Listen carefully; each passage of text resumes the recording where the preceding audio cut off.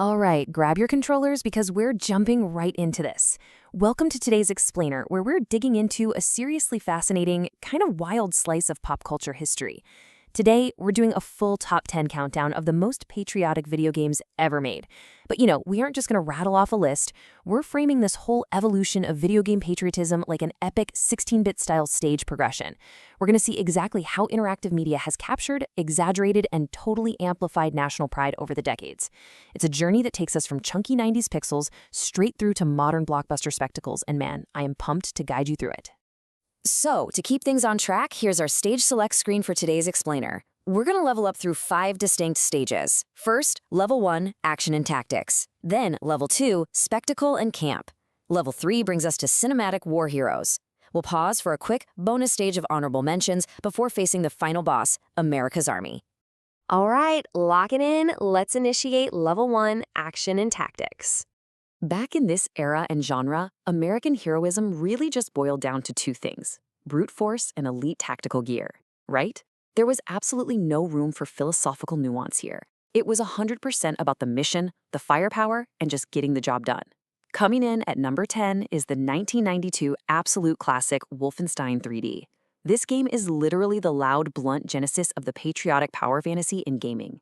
If you were playing games in the early 90s, there is no way you've forgotten the sheer impact of this one. The core philosophy here is brilliantly simple.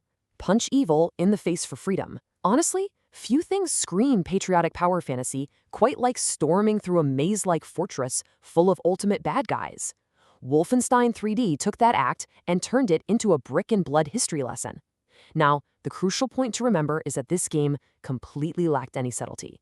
But then again, subtlety was definitely not invited to this party. It was just laser-focused on that classic, age-old formula of defeating the villains to save the free world.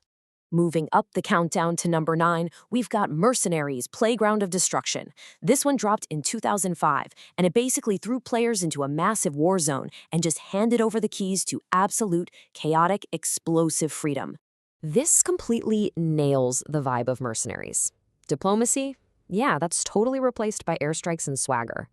In this game, patriotism is served up in a much more chaotic, stars and stripes with a giant explosion in the background kind of way. You were armed to the teeth and given the freedom to literally flatten an entire zip code if you wanted to. It perfectly captured that exact feeling of being the unstoppable star in a ridiculously over-the-top 90s military action movie. Next up, landing at number 8, is Tom Clancy's Ghost Recon Advanced Warfighter. Released in 2006, this title seriously shifted gears. We move away from the chaotic, fiery explosions of Mercenaries and step right into a very clean, elite slice of military futurism.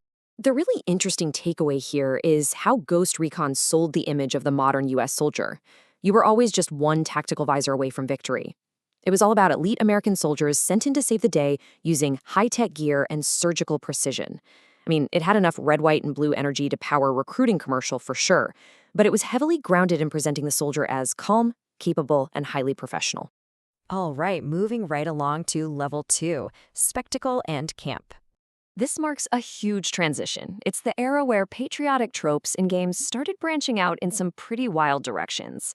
Developers really started pushing the boundaries, creating games that were either deeply emotional, serious-faced cinematic blockbusters, or just gleefully absurd cartoons. So, introducing number 7 on our list, Battlefield 3. Arriving in 2011, this game turned modern warfare into this globe-spanning roller coaster of military heroism and sacrifice. Very cinematic. Very serious-faced. It went all in on that "the world is on fire, send in the Marines" aesthetic, packing in these high-stakes missions that made every single helicopter ride feel like a bald eagle should be flying right beside it.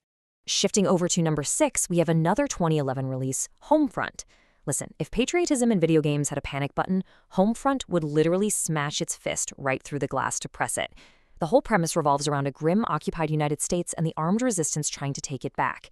It leans so incredibly heavily into the emotional weight of a homeland under siege. It's completely drenched in this desperate fight-for-your-country survivalist imagery. And taking the number 5 spot, well, we're doing a complete 180-degree turn here, with Command & Conquer Red Alert 2. Dropping in the year 2000, this is where freedom is defended with a giant grin, massive tanks, and crackling Tesla coils. It's actually wild to think about these side by side, because it brilliantly illustrates just how wide the spectrum of patriotism in gaming can actually be. On one side, you have Homefront's desperate, serious, emotional survivalism. On the other, Red Alert 2. The American-flavored Allied campaign in Red Alert feels like a gleefully exaggerated Cold War cartoon. It is literally patriotism with a flamethrower. It's campy, it's over the top, packed with absurdly quotable units, and absolutely proud of it. It's just so fascinating how both approaches effectively tap into national pride, but use completely opposite emotional palettes to get there. All right, let's step it up. Advancing to Level 3, Cinematic War Heroes. We are officially entering the top tier of our countdown. These are the titles that took the concept of national defense and blew it up into an absolute blockbuster spectacle, stuff on par with massive Hollywood summer movies. Calling out number 4, we have Call of Duty 2 from 2005. Now, while this classic game does include multiple Allied perspectives, its portrayal of the Western war effort, specifically through the lens of heroic resistance against tyranny, makes it the absolute quintessential fight for the free world shooter.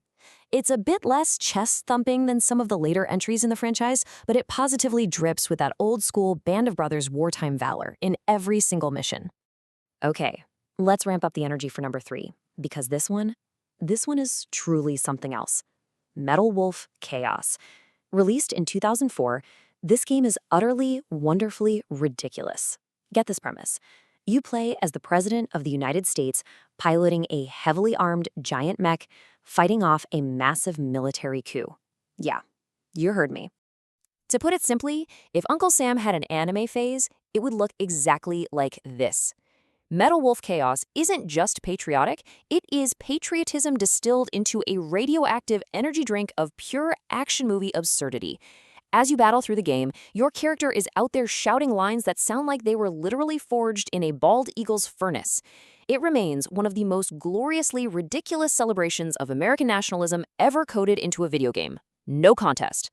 And that brings us to number 2, Call of Duty Modern Warfare 2. Released in 2009, this is the undisputed king of the defense of Washington, D.C. blockbuster spectacle. The game goes all in, folks. It features a fictional invasion of America, dramatic sacrifices, swelling speeches, and this overwhelming, suffocating sense that civilization itself is hanging by a thread, leaving only a handful of brave soldiers to save it. It masterfully turns national defense into a gripping, interactive Hollywood blockbuster. Okay, let's hit pause on the main countdown for a quick bonus stage of honorable mentions. Before we reveal our top spot, we gotta do a quick rapid-fire round of games that packed massive patriotic energy but just narrowly missed the main list. First up, Broforce. The vibe here? Patriotism turned into a fireworks accident, in the absolute best possible way. Next, Freedom Fighters, which is just packed with heavy rise up and reclaim your home energy. Then we've got Medal of Honor Allied Assault, a WWI classic loaded with heroic war movie patriotism. Call of Duty 4 Modern Warfare makes the cut for being packed with global military pride and heroics. And finally, the recent mega hit Helldivers 2. While it's highly satirical, it absolutely looks the part of a patriotic epic while constantly screaming about managed democracy. And now, the final boss, America's Army. To find the absolute ultimate display of patriotism in gaming, we actually have to look beyond commercial entertainment blockbusters. We have to look at something built for a completely different purpose. And that brings us to a pivotal question, one that completely redefines this whole countdown. What happens when the military makes its own game? Really think about that for a second. We've seen so many games inspired by military action, but what actually happens when the source itself takes the reins? Well, the answer is our undisputed number 1, the 2002 release, America's Army. There is simply no contest here. America's Army was literally created directly by the U.S. Army to serve as both a multiplayer game and a recruitment tool. That alone makes it the Mount Rushmore of patriotic shooters by default. It wasn't just inspired by military pride. Its entire architectural foundation was built to promote it. As the source material perfectly puts it, if most of the other patriotic games on this list are waving the flag, America's Army is the flag factory. And that brings us to the end of our countdown. But before we wrap up, I want to leave you with a provocative thought. How does interactive media blur the line between entertainment and real-world pride?